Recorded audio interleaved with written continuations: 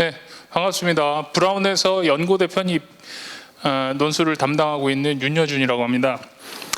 오늘 영상의 목적은 여러분들이 논술을 시작하실 때 논술이란 과연 무엇이고 어떻게 대비해야 되는지, 그리고 이 수업에서 어떤 방식으로 수업을 하고 있는지에 대해서 간략히 설명드리려고 이 영상을 찍게 되었습니다.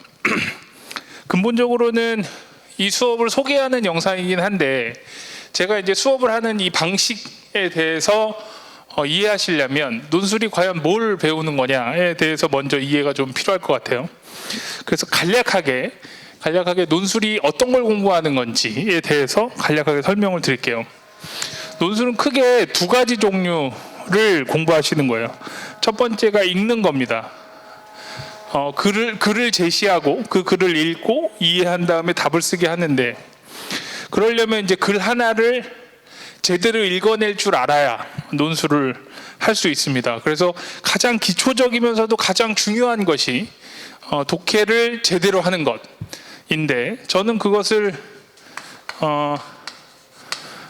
글의 구조를 이해하는 것이라고 생각합니다. 그러니까 문장 하나하나를 읽는 게 아니라 글 전체를 이해한다는 건 그 글의 구조를 이해하는 것이다, 그렇게 생각하고, 여태까지 여러분들이 읽었던 글은 대부분 어떤 문장 하나하나를 이해하는 그런 독해였다면, 논술적 독해는 조금 다르다고 할 수 있고요.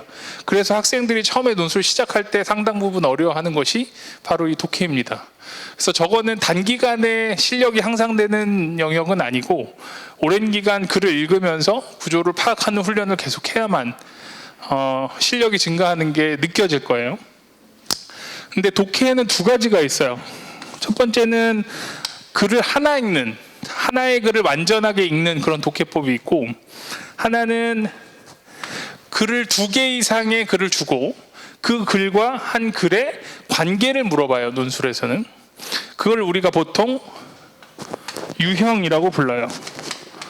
글과 글의 관계, 그 유형이 총 4가지가 나오는데, 이 4가지 유형을 공부하셔야 됩니다. 그러니까 고대하고 연대하고 합쳐서 4가지거든요. 그 4가지를 공부하셔야 되는데, 사실 얘는 별거 없습니다. 금방 이해하실 수 있고 금방 적용하실 수 있는데, 보통은 이걸 되게 강조해서 가르치는 수업이 많죠. 근데 저는 이거는 되게 단순하고 금방 할 수 있는 거라고 봐요. 더 본질적으로는 하나의 글을 완전하게 읽는 훈련, 그것이 훨씬 더 중요할 것 같아요. 두 번째는 추론인데, 결국 논술은 답을 쓰는 거거든요. 출제자가 의도한 답을 쓰는 건데, 그게 글을 완전히 하나 다 읽었다고 해서 답이 써지진 않아요. 그 안에는 출제자가 의도한 여러 가지 추론이 있는데, 예를 들면 의미를 추론하는 거, 그 다음에 문제의 의도를 추론하는 거, 그 다음에 여기저기 있는 논리들을 추론하는 거, 이런 여러 가지 추론이 나옵니다. 예를 들면 뭐 시를 한 편 주고 이 시의 의미가 뭔지를 추론하게 하는 건 이제 의미 추론이고요. 의도 추론은 문제 전체를 보면서 이 출제 의도가 근본적으로 뭐냐를 또 추론해야 되고, 그 다음에 글 사이사이에 나타날 수 있는 논리의 공백들을 채우는 거, 혹은 전제를 추론하는 거, 뭐 이런 것들이 다 추론인데, 좋은 글을 쓰고 답을 맞추기 위해서는 독해뿐만 아니라 이 추론을 잘 할 수 있어야 합격 가능한 글을 쓸 수 있어요. 그래서 크게 이렇게 두 가지로 구분이 되는데, 대충 내용은 이렇게 된다 치고, 그러면 공부는 이걸 어떻게 공부해야 되냐? 사실은 되게 막막하죠. 왜냐하면 추론을 어떻게 공부해야 되냐? 사실은 이거는 공부의 단계가 맞냐? 공부해서 되는 거냐? 이런 궁금증이 있을 것 같아요. 사실 저도 수업하면서 많이 고민했던 지점인데, 이거는 어떤 지식적인 것 물론 들어갑니다. 근데 이 추론을 잘하기 위해서는 결국은 추론을 많이 해야 됩니다. 경험을 통해서 하는 거고, 추론에 필요한 지식도 갖고 있어야 됩니다. 그래서 처음에는 수업이 어떻게 진행되냐면, 독해를 중시하죠. 처음에는 독해 하나를 완전히 읽어내고 이런 걸 중시하지만, 시간이 갈수록, 시험이 다가올수록 이 추론의 영역이 훨씬 더 중요해져요. 그래서 이거는 경험과 지식이 필요해요. 그러니까 딱딱 이렇게 논리적으로 이렇게 하면 이렇게 하고 저렇게 하면 저렇게 하고 이렇게 하는 게 아니에요. 굉장히 종합적인 거예요, 저 추론은. 그래서 무슨 이렇게 뭐 암기하듯이 혹은 어떤 단계에 의하여 혹은 분류에 의하여 공부할 수 있는 성질의 것이 아닙니다. 거의 무의식 중에 직관적으로 감으로 해야 돼요. 시험장에서 그 단계를 밟아서 이 추론을 하는 건 거의 사실상 불가능하거든요. 그러면 문제를 풀면서 거의 동시에 이걸 추론해내지 않으면 사실 답을 못 맞춰요. 그래서 무의식 중에 쌓이는 경험들, 무의식 중에 쌓이는 그 주제들, 출제 의도, 지식 이런 것들이 쌓여서 자연스럽게 나오는 겁니다. 그래서 논술 공부는 수능 공부, 여러분들 뭐 영어 공부 이런 거하고 본질적으로 달라요. 논술 공부는 그거보다 훨씬 더 종합적이고 그 다음에 단계적이지 않아요. 그래서 저런 것들이 의식적으로 어떤 공부의 방법론에 의해서 이루어지는 것이 아니기 때문이에요. 그래서 수업을 이거 하고 저거 하고 저거 하고 이런 식으로 단계적으로 수업하는 게 무의미합니다. 논술은. 그래서 논술에서 제일 효과적으로 할 수 있는 수업이 뭐냐? 케이스 스터디를 하는 거예요. 물론 얘는 기출문제들 가지고 케이스 스터디를 하는 겁니다. 그러면 문제 하나를 가지고 저 과정을 쫙 진행하는 거예요. 독해서부터 추론하고 답을 맞춰가는 과정을 계속 반복하는 거예요. 어떻게 보면 되게 단순하죠. 수학하고 비슷합니다. 수학도 비슷비슷한 문제를 풀어서 여러 가지 알고리즘을 내 안에 무의식 중에 담아놓고 시험장 가서 그 알고리즘이 하나 툭 튀어나와서 문제가 풀리는 것처럼 논술도 많은 케이스를 공부해서 그 케이스에서 머리에서 그 케이스들이 종합되고 서로 영향을 미치면서 새로운 알고리즘이 나오고 이렇게 되는 거거든요. 그래서 케이스 스터디를 하는데 이걸 조금 더 적극적으로 더 많은 케이스를 우리가 받아들이기 위해서는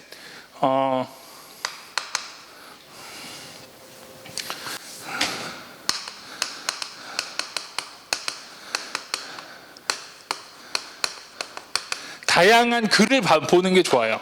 그러니까 문제를 같이 풀었다고 하더라도 학생들의 답은 진짜 천차만별이거든요.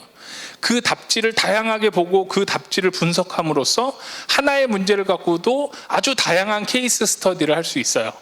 그래서 제 수업 시간에는 공개 첨삭이란 걸 합니다. 좀 부담스러울 수 있지만 학생들의 답을 걷어서 뭐 당장은 아닙니다. 어느 정도 수준이 되면 학생들의 답을 걷어서 다 같이 보면서 이 글은 뭐가 좋고 뭐가 안 좋고 뭐가 좋고 뭐가 안 좋고 하면서 답안 분석을 합니다. 그래서 보통 10개에서 15개 정도 하거든요. 그럼 하나의 문제를 가지고도 다양한 논리들을 접할 수 있어요. 결국 수업의 목적은 혼자서는 할 수 없는 그 다양한 케이스들을 우리가 공부할 수 있다는 장점이 있는 거죠, 수업은. 그래서 저는 그것들을 다름 아닌 여러분들의 글을 가지고 합니다. 물론 이름은 가리고요. 그래서 그거 가지고 사실 수업보다 제가 하는 이 해제, 답은 이거야 라고 하는 해제도 물론 하긴 하지만 이걸 한 후에 이걸 통해서 굉장히 많은 케이스들을 우리가 공부할 수 있게 됩니다. 그렇게 여러분들이 이제 일단 숙제를 내주면 여러분들이 글을 써오고 그거 가지고 첨삭을 하고 그 다음에 다시 한번 써요. 그것들을 종합해서 여러분들이 나름대로 생각을 다시 해서 글을 한 번 더 쓰게 시킵니다. 그렇게 글을 한 번 더 쓰고 다시 첨삭을 받는 겁니다. 그래서 총 하나에 대해서 2번의 첨삭이 이루어지고요. 이 2번째 할 때 이 첨삭은 사실 글을 봅니다. 글을 제대로 썼나 그런 거. 뭐 내용은 어차피 우리가 다 공부한 거니까. 논술하면 사람들이 많이 오해하는 게 내가 글 실력이 별로 없다 이런 건데 사실은 글은 별로 중요하지 않습니다. 물론 아예 안 중요한 건 아니지만 글은 쓰다 보면 자연스럽게 늘어요. 그래서 글을 어떻게 써라 이렇게 써라 저렇게 써라 하는 건 사실 되게 단순해요. 그거는 그냥 스스로 느는 거고요. 글을 못 써서 불합격하는 경우는 없다. 그럼 언제 불합격하냐? 답을 틀려서 추론이 약해서 불합격하는 거죠. 그래서 이 독해하고 추론 이게 전부고요.